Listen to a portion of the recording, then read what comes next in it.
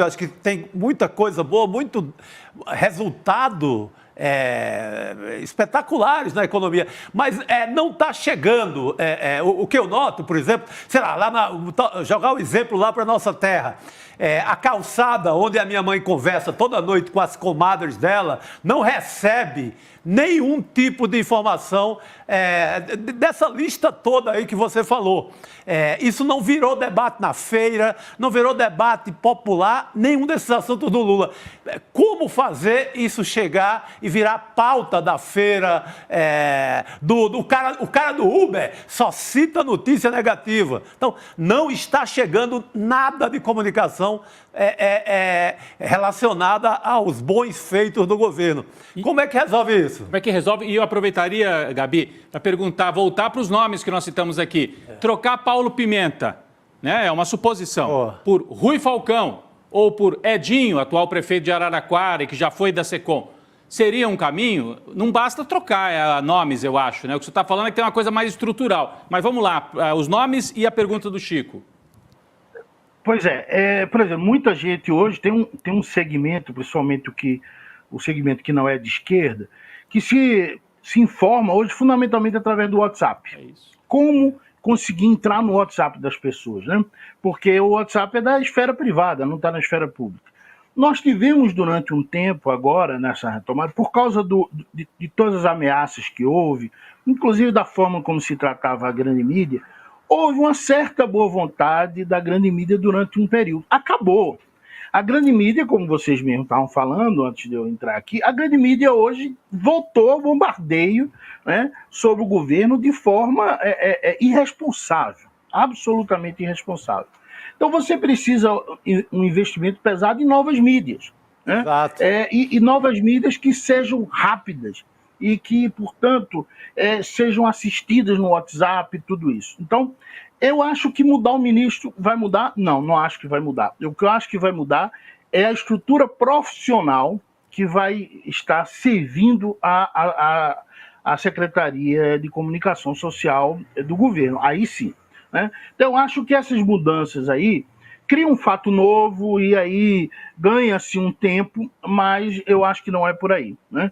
Mas eu acho que é preciso o governo, Nassif, que vai entrar aqui daqui a pouco, ele tem falado muito sobre isso, acredito que vai, pelo que eu vi, ele tem falado que Lula precisa criar um grande fato nacional de um pacto em torno da questão da produção. Eu concordo totalmente, até porque o projeto de reindustrialização, que eu acho que é muito bom, ele vai demorar a dar resultados. Eu acho que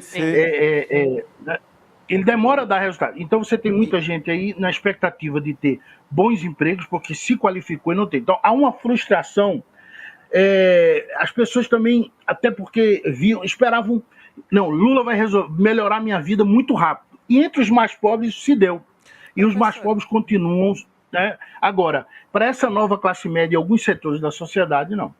Professor, agora, e no Ministério da Saúde, Anísia Trindade, né? A expectativa é que se troque pelo Alexandre Padilha. Como é que o senhor está avaliando isso? Porque o nome da Anísia, inclusive, foi um nome que Lula protegeu muito quando o Centrão queria ir para cima, porque, enfim, é uma pasta que tem muito dinheiro. E a Anísia é especialmente técnica, é uma pessoa muito capacitada para estar ali. Queria entender, é um desgaste político? O que está acontecendo para a gente ter a expectativa de talvez a saída da Anísia Trindade do Ministério? Não é uma coisa chamada dengue? Dengue. Ela estava agora com o Lula, inaugurou essa fábrica da Hemobras lá no Nordeste. Lá em Goiânia, Pernambuco. Lá em Goiânia, exatamente. Diga, professor. Bem, eu acredito o seguinte, tem a questão da dengue, mas eu acho que não é só isso. Eu, como sou acadêmico, né, técnico, vamos dizer assim, eu me sinto à vontade para falar isso. Quando o jogo fica pesado demais, a gente, às vezes, não dá conta de um jogo tão pesado assim, né?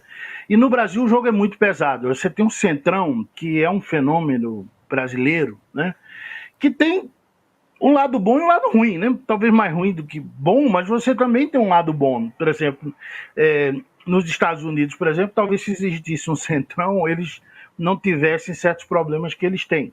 Mas, por exemplo, nos Estados Unidos, os ministros não são parlamentares, porque se você vira, lá é secretário, né? Se você vira secretário e você é parlamentar, você perde o seu mandato. Aqui você tem essa possibilidade. Eu, particularmente, de modo geral, eu acho que é melhor para o país você ter ministros políticos. E abaixo do ministro, você ter corpo técnico. Sim, é uma boa solução. Nízia, exatamente. Porque Nízia está vivendo um ataque que, para alguém que não é um político tarimbado, é muito difícil de lidar. Muito difícil mesmo de lidar. E eu acho que Lula está pensando nisso. O Ministério precisa de um ministro político e abaixo dele, sim, um corpo técnico de alta qualidade. Como, aliás, tem sido, né? Tirando o governo de Bolsonaro e, né, talvez alguma coisa no governo Temer, o Ministério da Saúde ele é extremamente estável, tem um trabalho escrito sobre isso, né? Ele vive o que a gente chama de isomorfismo institucional, ele tem uma estrutura institucional muito forte que está relacionada a um corpo técnico que se espalha pelo Brasil e que tem uma cultura sanitarista muito forte e tudo isso. Você não precisa que ninguém desse grupo esteja no ministério, você pode ter essas pessoas abaixo. Claro que Nízia, depois de ter sido ministra, não faz sentido ela ocupar um outro cargo no ministério, no governo. Seria algo humilhante, né? Mas ela está sofrendo um ataque do Centrão que eu acho que ela não tem a habilidade política suficiente para aguentar esse rojão. O rojão é muito pesado sobre ela hoje. Eu estava lembrando aquele. O professor lembrou bem. Alguns ministros que não eram técnicos de saúde e que foram até bem-sucedidos, eu não quero falar só do PT. O Zé Serra foi ministro da Saúde. Sim. E adotou algumas das políticas mais duradouras e estruturais, assim, na área de saúde, né? Lembra, Chico? Beneficiado, inclusive, com um corpo técnico que continua lá. Sei lá, eu pensei o nome do próprio PT depois, o Jabas Barbosa, sanitarista do Recife, estava lá com o Zé Serra. Tem um baita corpo técnico muito importante. É permanente, né? Você bota um ministro político, funciona. Uhum. É isso. Professor... Jabas... Opa, desculpe. Não. Pode concluir, professor. Jabas Barbosa hoje ele está até na OPAS, né, na Organização Pan-Americana de Saúde. Isso. É um exemplo muito interessante, porque na época ele teve que se desfiliar do PT, porque o PT não aceitou que ele ficasse. E esse trabalho que nós fizemos, nós estudamos as diretorias do Ministério da Saúde. Eles são muito parecidos, né? Você tem uma grande quantidade de diretores que eram doutores de saúde pública nas mesmas instituições, fosse o PSDB governando, fosse o PT governando. Então, é uma área que tem uma estabilidade institucional muito forte, que se rompeu totalmente no governo Bolsonaro, de uma irresponsabilidade incomparável, né? Mas que você não precisou que o ministro fosse um especialista da área. Se for um político competente, ele vai estar bem assessorado e ele vai fazer um grande trabalho.